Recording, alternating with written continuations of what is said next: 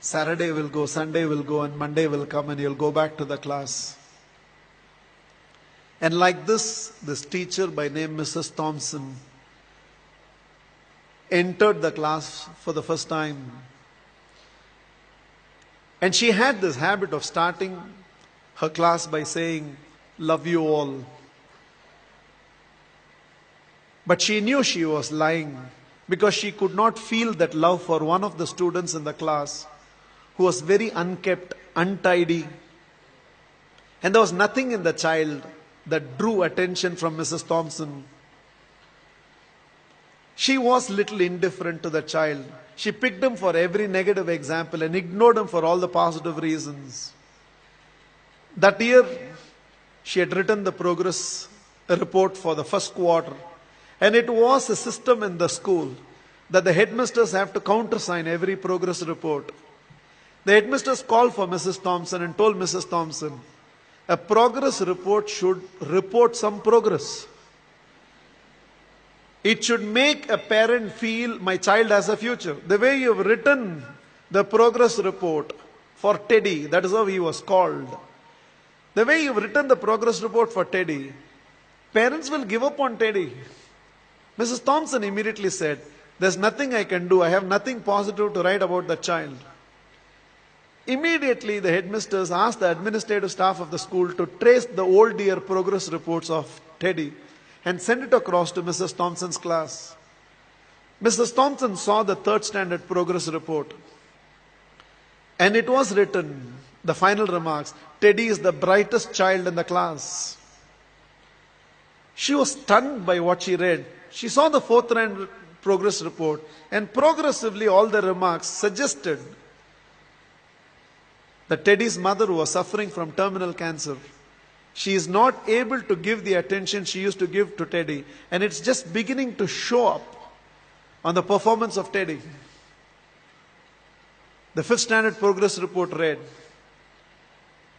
Teddy had lost his mother and along with that himself. He desperately needs help, otherwise we will lose this child. By then there were tears in the eyes of Mrs. Thompson. She looked at the principal and said, I know what to do. And she went back to the class. Probably it was a Monday morning. She walked into the class and again from the dais of the class, looked at the class and said, love you all. But she knew she was lying. The love she was feeling for Teddy right now was far, far greater than the rest of the class. She decided that she is going to change her approach. For every positive reason, Teddy's name was called. There was no more a negative reference to the whole thing. The last day of the school came. All the children had brought some gifts for the teacher. There was only one gift which was wrapped up in an old newspaper.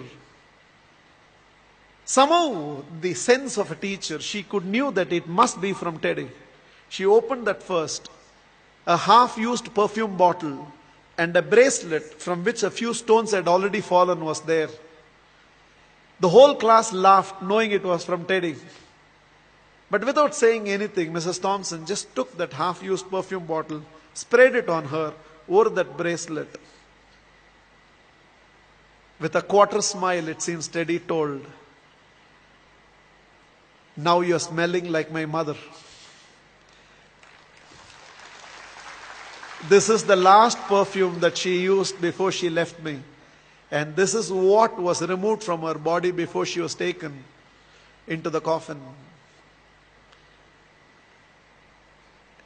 1 year later, end of the school, end of the year, there was a letter on Mrs. Thompson's table.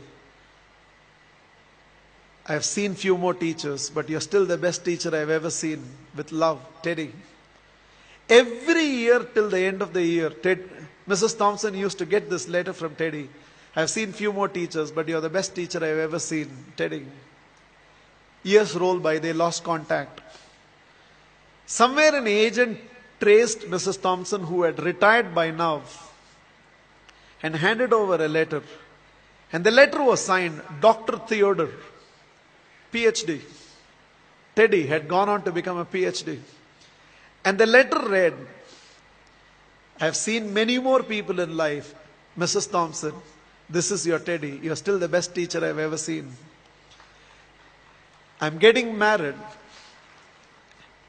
and I cannot dream of getting married without your presence. Along with that enclosed were to and fro flight tickets. Mrs. Thompson couldn't resist. She no more had the perfume bottle, but she still preserved the bracelet. She wore that and went to the church. She was trying to sit in the last row, but volunteers identified and ushered her right to the front row. And right in the front row, there was a seat with a placard written, Mother. Theodore personally asked Mrs. Thompson to sit in the chair and whispered, "You are the closest to my mother that I have ever experienced. And whatever I am today, it's because of you, ma'am." The wedding happened, and after the wedding,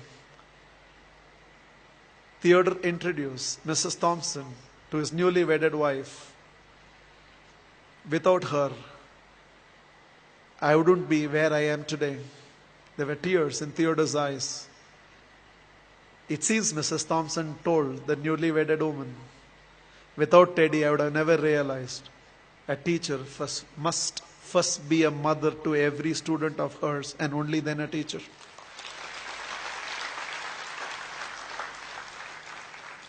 This is just my request to all of you. There is a Teddy sitting in your class.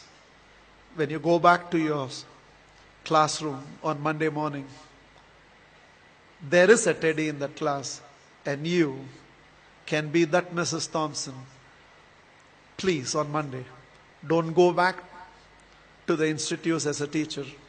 Go back as a parent who can also be a teacher and be a turning point in the life of those children. You plus me. I believe we can build a new world.